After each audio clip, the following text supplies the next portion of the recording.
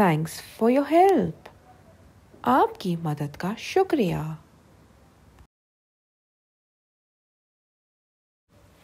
No problem, कोई बात नहीं। Thank you for looking after my daughter. मेरी बेटी की देखभाल करने का शुक्रिया।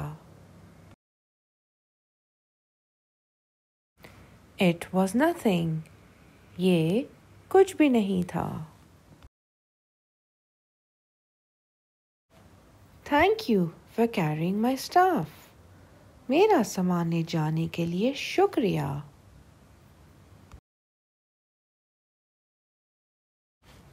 डोंट मेंशन इट, कोई मसला नहीं।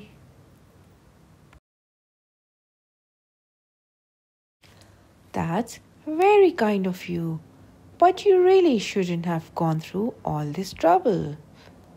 आपकी मेहरबानी, लेकिन आपको वाकई सारी परेशानी से नहीं गुजरना चाहिए था।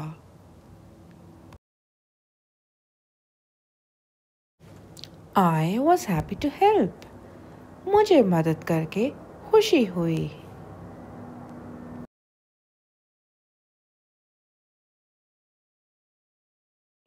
Thank you for watching.